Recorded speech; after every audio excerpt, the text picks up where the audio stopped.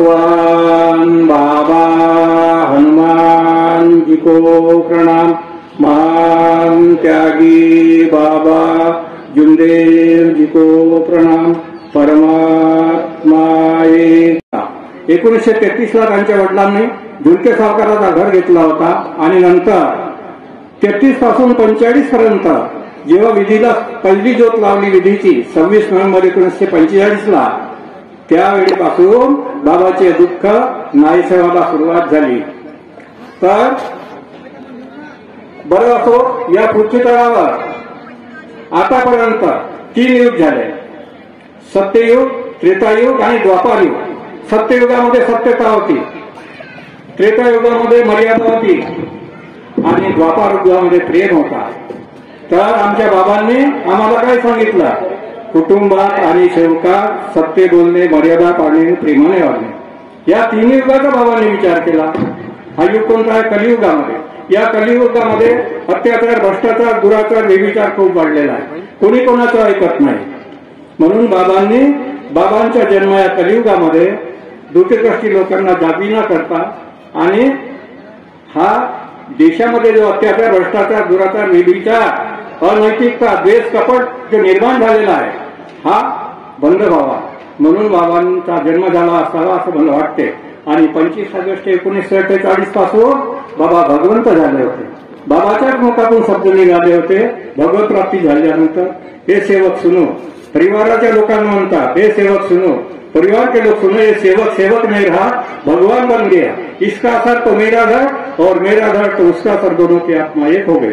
म्हणजे बाबा परमेश्वर झाले होते आणि त्या बाबाला आम्ही ओळखलो नाही।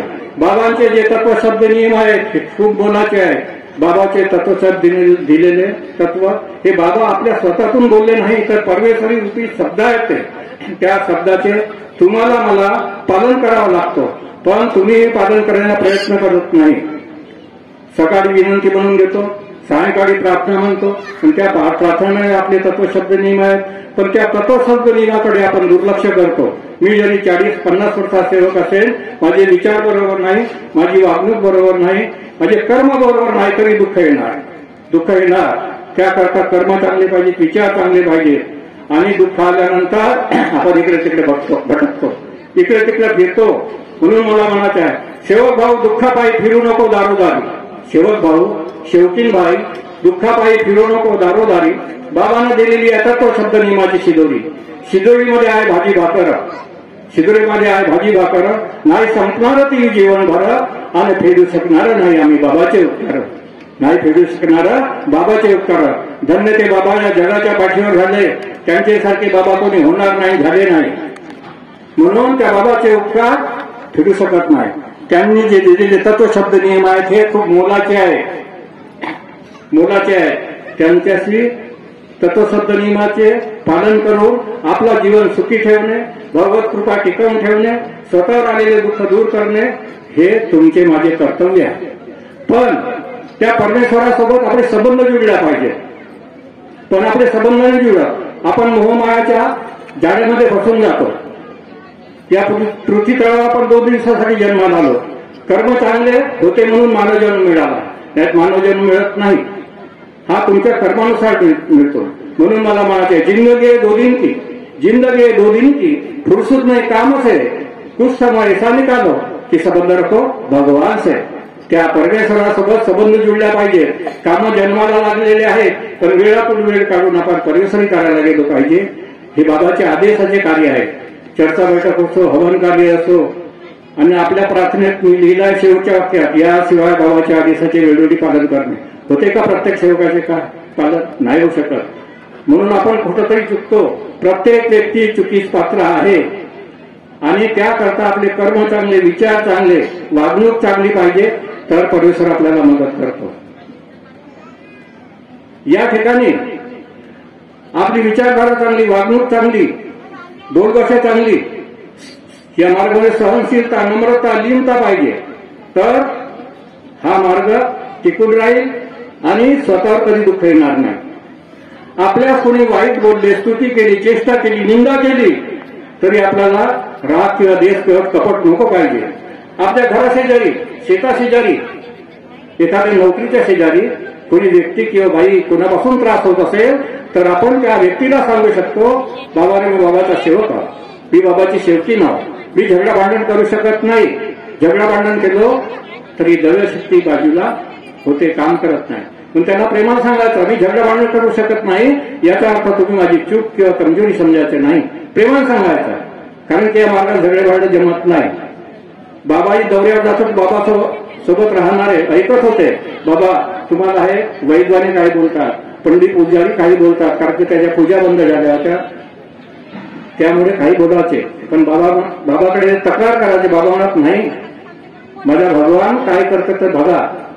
तशी आपल्यामध्ये सहनशीलता पाहिजे. कोणी काही बोलले, चेष्टा केली, निंदा केली तरी परमेश्वराला सांगा सायंकाळी विनंतीच्या सकाळी बाबा हनुमानजी माझ्या घराशेजारी अमुक व्यक्तीपासून मला त्रास होतो, बाईपासून त्रास होतो, यांना तुम्ही सांभाळा आणि सद्बुद्धी द्या. मी जर झगडा भांडण केलो तर माझ्यापासून ही दैवशक्ती बाजूला होईल आणि परमेश्वरी कृपा काम करणार नाही.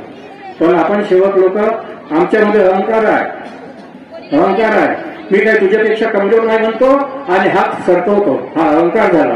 आणि अहंकारामुळे हा भगवान आपल्यापासून बाजूला होता. त्याकरता या मार्गामध्ये सत्यता टिकवणे, मर्यादेचे पालन करणे खूप महत्वाचे आहे. पण आम्ही ते करू शकत नाही, केलं पाहिजे. आणि ते थोडक्यात उदाहरण सांगतो. या ठिकाणी आपले सेवक बंधू खूप आहेत, पण मुलांची संख्या कमी आहे. पुढे हा मार्ग मुलांना चालवायचा आहे.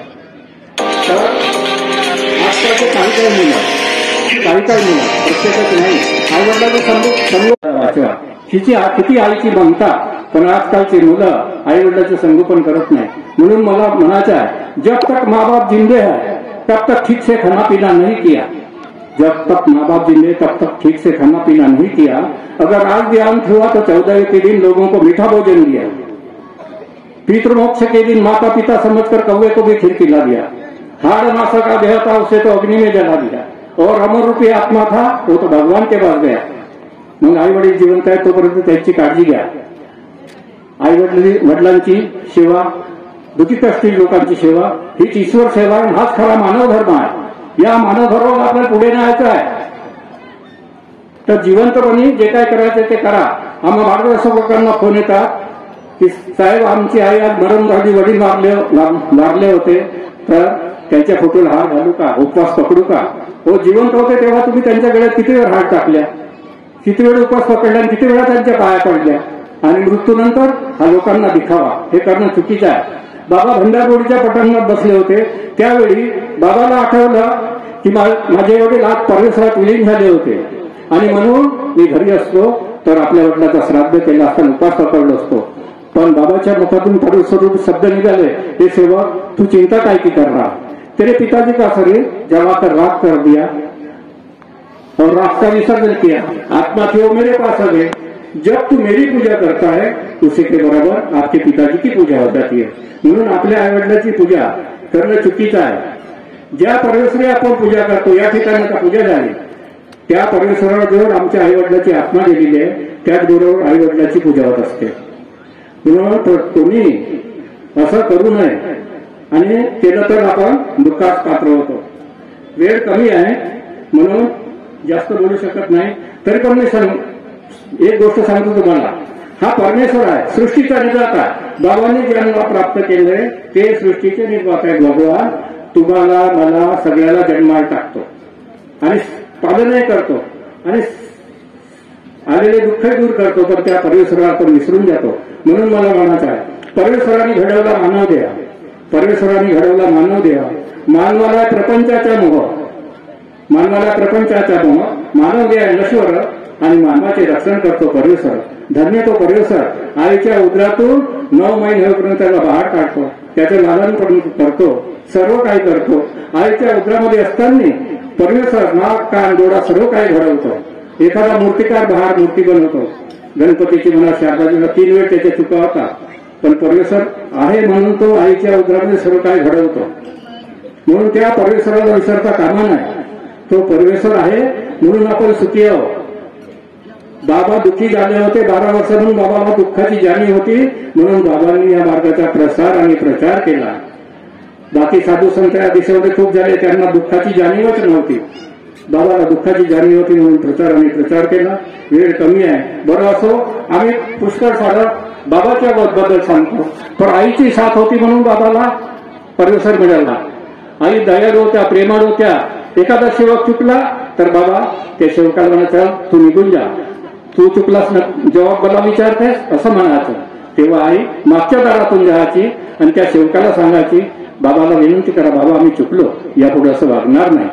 अशी आई दयाळू होती, प्रेमळ होती. आणि ते सेवक बाबाकडे जायचे आणि बाबा आम्ही चुकला, पुढचं मार्गदर्शन करा म्हणायचे.